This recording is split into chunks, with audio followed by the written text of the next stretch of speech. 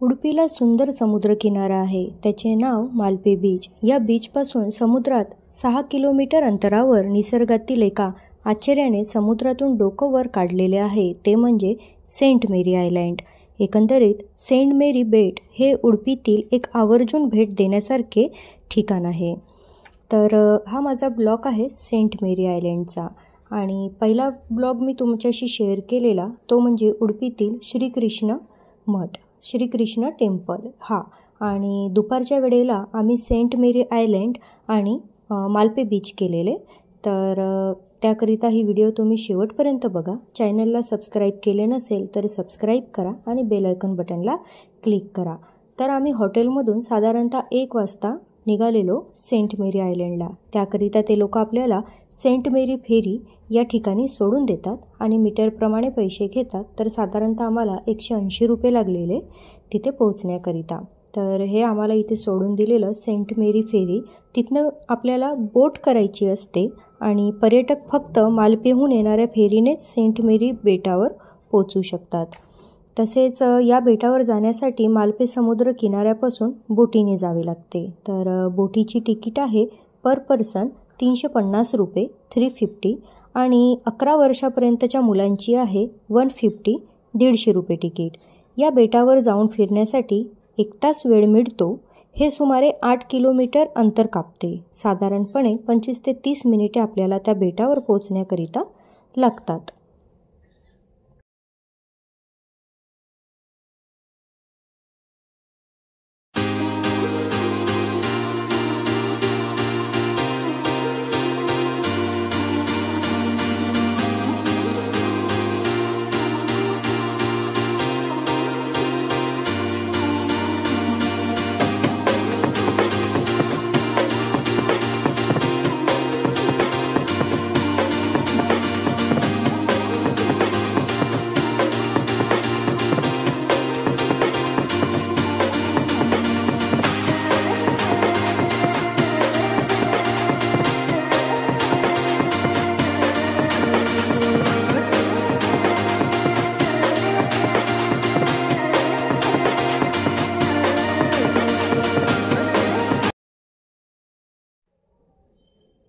तर अशा प्रकारे आम्ही सेंट मेरी आयलँडला पोहोचलो आहे.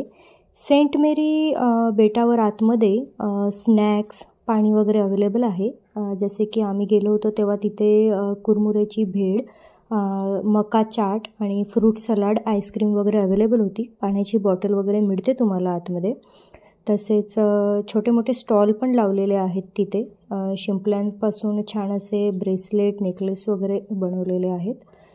सेंट मेरी बेट लाखो वर्षापूर्वीच्या ज्वालामुखीच्या क्रियाकलाशामुळे निर्माण झालेल्या अद्वितीय स्तंभीय बेसाल्टिक खडकाच्या रचनेसाठी प्रसिद्ध आहे. हे बेट निळसर पाण्याने आणि पांढऱ्या वाळूच्या समुद्रकिनाऱ्यांनी वेढलेले आहे. हे बेट स्वतःच खूप सुंदर आहे आणि शंखांनी भरलेले आहे. सेंट मेरी बेट कर्नाटकच्या उडुपी जिल्ह्यातील मलपे समुद्रकिनाऱ्याजवळ आहे. या बेटाला कोकोनट आयलँड असे सुद्धा म्हणतात.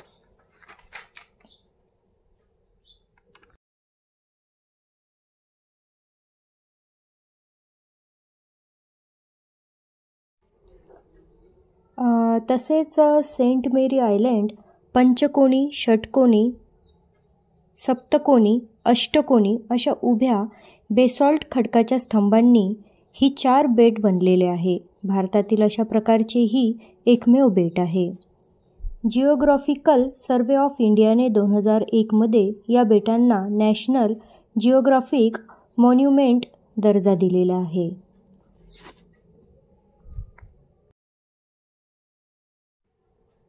समुद्र किनाऱ्यावर सुरक्षा रक्षक आहेत, जे पर्यटक बेटांच्या धोकादायक क्षेत्रात जाऊ नये याची काळजी घेतात.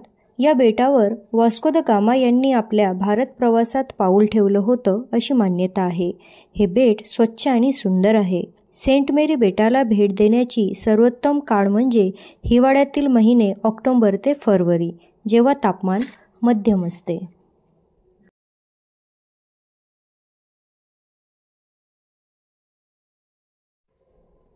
तसेच जून ते सप्टेंबर या काळामध्ये हे बेट बंद असते.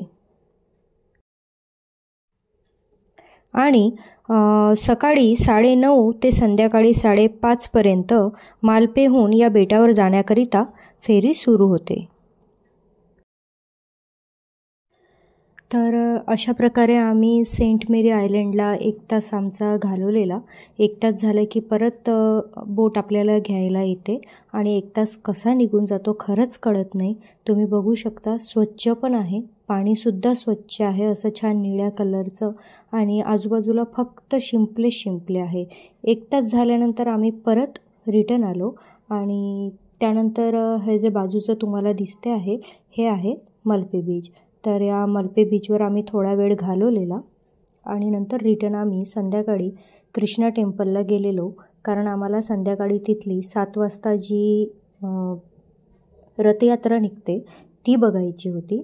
तो व्हिडिओ मी तुम्हाला टाकलेला आहे, खूप छान असते. आणि हा आहे मल्पे बीच.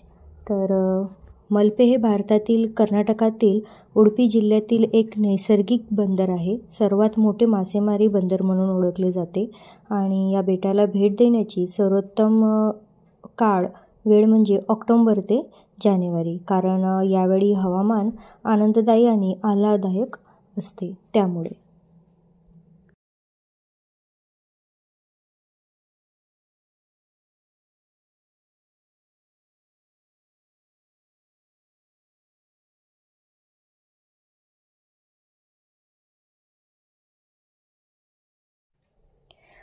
इथे फिशकरिता हा बीच खूप फेमस आहे. इथे खूप छान रेस्टॉरंट आणि स्टॉल आहेत. तुम्हाला जर फिश आवडत असेल तर तुम्ही नक्की इथे फिश ट्राय करा.